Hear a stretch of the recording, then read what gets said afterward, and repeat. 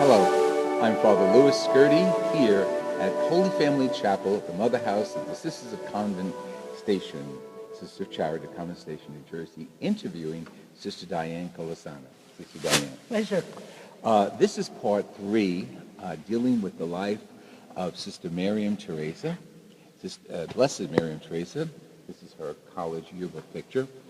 Was beatified in Newark, New Jersey at the Basilica of Sacred Heart on October 4th. And in previous episodes, we discussed her early life, her college life here at St. Elizabeth's College. And today we're going to end up that piece of her college life and go into the future. But with all her beautiful writings, there's one book that accumulates them all, and it's called Greater Perfection. If you're interested in getting a copy of it, Amazon or The Sisters of Charity office. Or it's the Sisters of Charity office here at Convent Station. Very simple. Type that in, they'll come up. She's talking about God in her writings.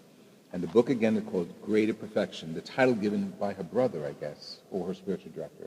Well, actually, she took a vow of greater perfection. Oh. And And the perfection of love. And exactly the quote. She's talking about God. But the power of the intellect is light, that is knowledge, and the power of the will is love, that is activity.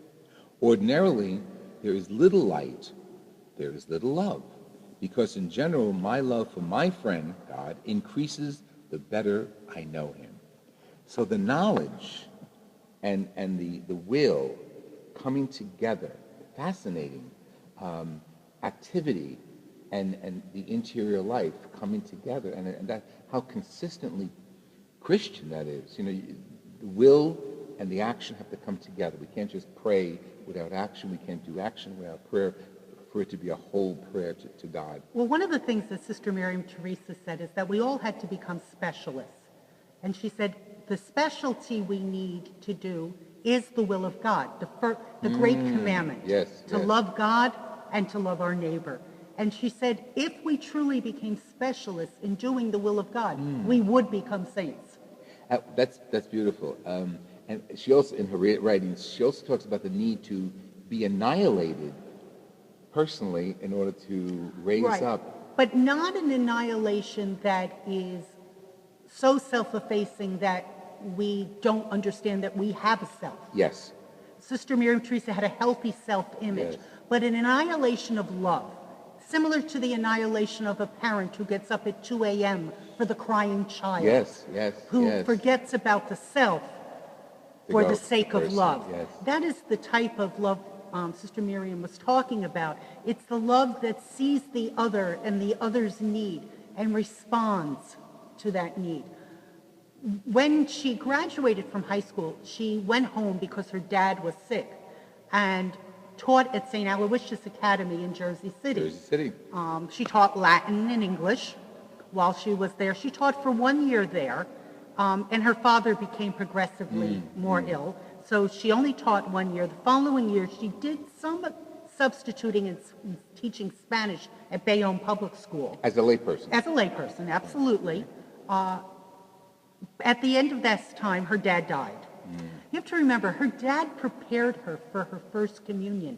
In the Ruthenian rite, you do not receive first communion until 12 years old, because you receive confirmation with baptism, chrismation. Chrismation, And thus, in their family, it was believed the father should be the spiritual head and prepare each child for first communion. And so she and her father not only had a familial bond, they had a deep spiritual bond. And so she felt privileged to take care of him in his final days. After he died, she still thought perhaps she was called to go to Carmel. But more and more, friends were suggesting to her, why not the Sisters of Charity? You were there for college. You really seemed at home. And even the Sisters of Charity were asking the same thing of her. So finally one day she called some of her best friends together and she asked them to make a novena with her. A novena in the Catholic tradition is a prayer for 9 days. And she said at the 9th day she knew she was to enter the Sisters of Charity. And that was in honor of the Immaculate Conception, right? And she went up that week to petition to enter the congregation. And so she stayed home, her father died, and a few weeks after that, she actually entered. And she lived here on the grounds? She lived here. The actual building is no longer here, the Novitiate building. That was torn down a number of years ago. Right. But yes, she lived right on this property. She taught in St. Elizabeth Academy. And one of the most beautiful things was what one of the students said upon her death. She said, Sister Miriam was a monstrance, which showed forth God. Absolutely. Imagine anyone saying that about you or I. I wish.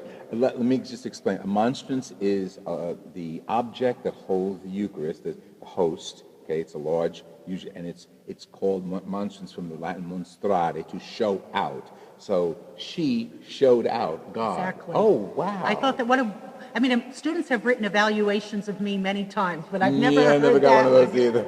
That's great. Immediately after her entering the community, within a few weeks, the novice mistress said to Father Bradley, a Benedictine priest who came to give conferences to the sisters, that she believed there was a mystic among us. Father Bradley, of course, would have heard her confession weekly, as with all the novices, and he realized immediately he had a very special person here. He went to the General Superior at the time and asked if Sister Miriam could write a series of conferences on the spiritual life, but no one was to know she wrote them. He delivered them to the novices, and then they were photocopied and sent out to many of our houses at the time. And no one knew that this little just entered postulant novice was actually writing. She said, though, it wasn't until she entered that she understood she had an interior life. It had been so natural to her that she didn't think it was unique.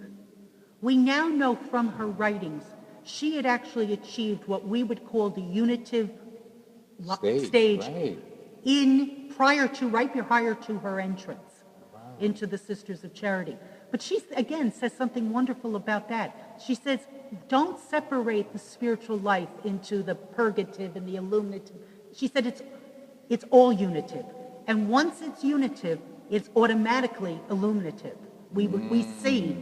And she said, and once we see God, she said, we see ourselves. And that itself is purgative. So beautiful, comes together. Exactly. Oh, yeah. So she wasn't into we have to climb this arduous path of the spiritual life. Rather, enter deeply into God and God's will, and then all becomes clear. Beautiful. And her will was to always love God more and more. And she understood that sometimes people see the title Greater Perfection, and they can think of perfectionism. Oh, no. But for her, it was the perfection of the new commandment, to love God with all your heart, your mind, and your soul, and your neighbor as yourself. How did that come out from what we know of her writings or the writings of her peers while she was here as a religious? The loving of neighbor and self and God. Are there examples of that? We have many stories of sisters' charity to other sisters, but in particular, we have a lovely one to a student in the academy who was sister slept in the dormitory with her students at the time, and one of the students was very sick and was coughing, and I was having a hard time, and so sister went and took the pillow off her own bed and put it behind the student so that so that she would have an easier time breathing, and stayed with her throughout the night. And the students speak very much of the little acts of kindness she did for them. On the other hand, she was humble enough to receive an act of kindness. She herself had limited eyesight. She had eye strain. And as a result, one of the sisters said to her one day, "Sister, you have some spots on the front of your habit. May I clean them for you?" And she said that Sister Miriam filled up with tears and was so happy to receive this act of love from another sister. And that's truly love, that we can receive as well as give. This has been Father Louis Scurti with another segment of a beautiful person's life and the greater perfection of Sister Miriam Teresa, Blessed Miriam Teresa. Thank you for joining us, and I thank you, Diane, for having us as your guest.